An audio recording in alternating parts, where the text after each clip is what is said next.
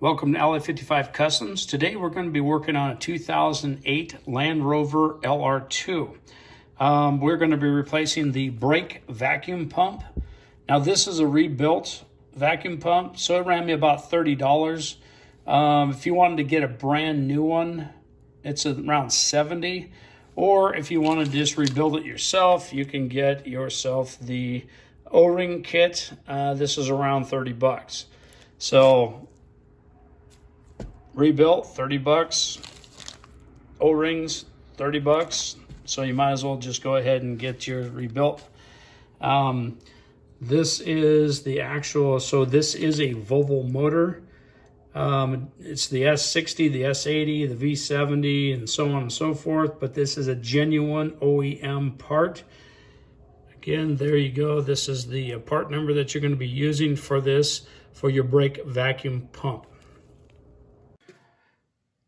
Okay, so the first thing that you want to do is you want to take off your engine cowling.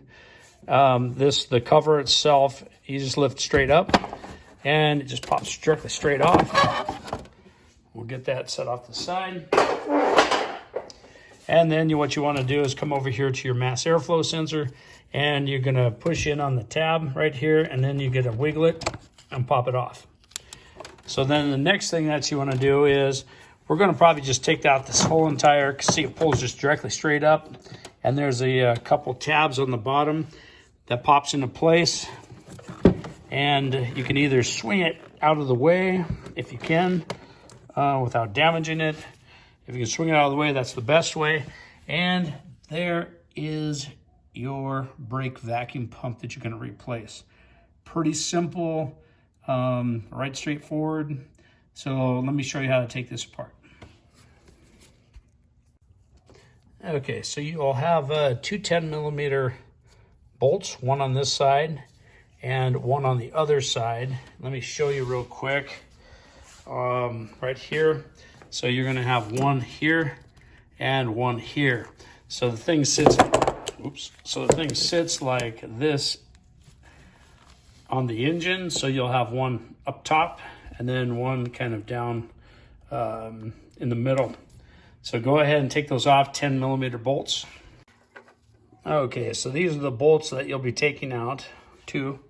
And then it just pulls directly straight out. Just pull it out towards the battery and lift up. And again, here's your bolt holes there, one there, one there. Down inside, same thing. There's one here, and the other one is way on the inside, right there. If you can see that, the other one's right here. So the other thing too is before you go putting this all back together, squirt it down with some WD-40, take a shop rag, wire brush it, whatever, but get this part looking really clean before you install the new part. I really, that's what I do on everything when I put things back together. I hate sticking a new part back on dirty. So if you just go through and just clean everything up, that way you can kind of inspect it to see if there's any damage to anything else around here. So here's the thing too. I had a lot of oil that was down on top of the transmission itself. And it was smelling like, when you'd start it up and run it for a little bit, it would smell like burning oil. Well, here's what was contributing to it is there was one bolt holding in the vacuum pump itself. This one was missing, so it was breaking the seal and the oil was pumping out the side and going down onto the transmission, and when it got hot, it would smell like burning oil. So this will correct that problem. So we'll go ahead and clean this up, reseat the new one on there, and then clean all this up too, because that's not good for the customer. Okay, so I'm going to show you something also. Not only was a bolt missing, and it was leaking severely out of the side where the seal is here, we also had the actual vacuum line itself. It was severed off, and it was just held on by just a small piece of plastic right up here. So this is another thing that we need to address. So we'll go ahead and replace that. Now, to take this off, to take this vacuum line off, there's a little on the back side, it crowns. And what you want to do is you want to push that in. And then what you're going to do is you're just going to pull it straight out. And there you go. So it looks like that right there. So you're going to push down on this here. You're going to push down on that, and that's how you slide it off.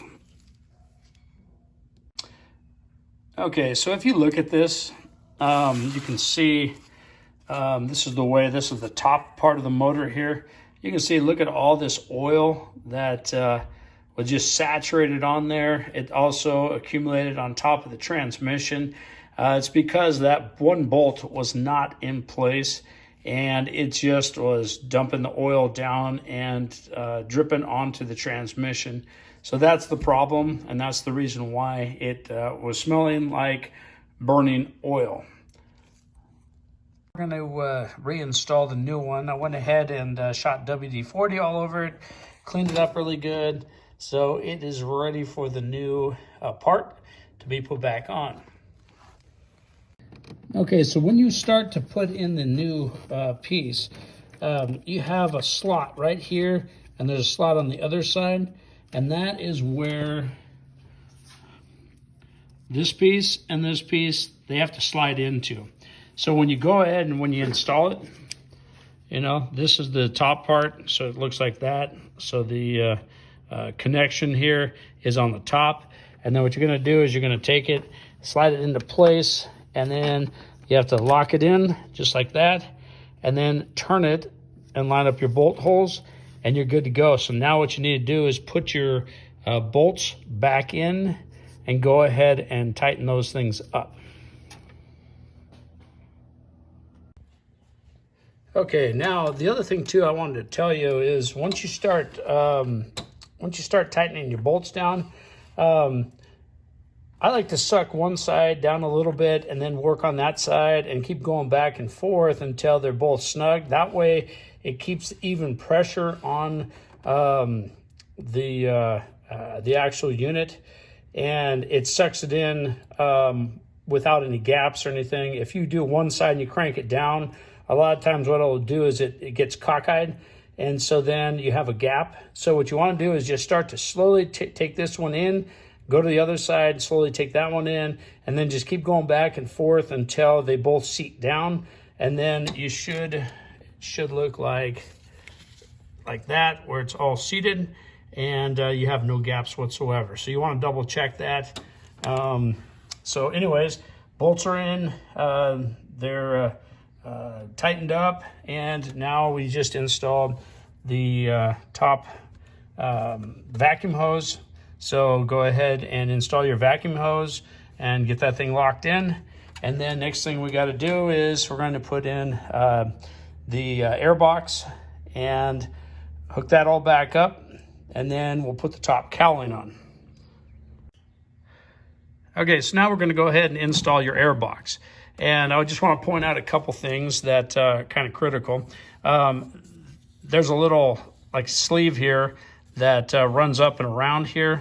So the tube right here, so it's the air intake that comes in. This has a ridge on it, and the ridge has to slide up in here into this spot here, and then it just kind of locks into place and makes it more of a positive lock. The other thing too is you've got, when you push your airbox down, it locks into place and it goes down into these grommets here. Here's one, there's one here, and there's a third one that is right down here for the grommet. The location of these, there's one right there. The second one's here, and this is the third one over on this side here. Okay, now that your air box is in, you can see down there it's seated down, and everything is pushed down, locked into place. What you're going to do, don't forget to hook up your mass airflow sensor. You know, if you do not hook that up, you'll get codes that pop up onto your dash, and you don't want that. So go ahead, pop that in place. You'll hear it lock, and that's a positive fit. Next thing is you want to hook up put your bracket on and hook this into place. Okay, so now that we have our air box into place, we have this connected. This is the intake. Here you got 2 arrows. You just have them pointed. That's correct. So you want them pointed towards each other. And then you got your clamp on top of that, holding it in place. This is done. So now what we're going to do is you set your engine cowling in place and just push down. And then it locks in place. There you go. Okay, and there, now it's locked into place, and you're done. You should be able to start your engine up and start driving. Give me a thumbs up, comment, and please subscribe. We got a ton of videos that we're going to be doing, and doing some giveaways also. So hit the subscribe button, send us a comment. If there's a vehicle you want to see done, we'll try to accommodate that also. So have a good day.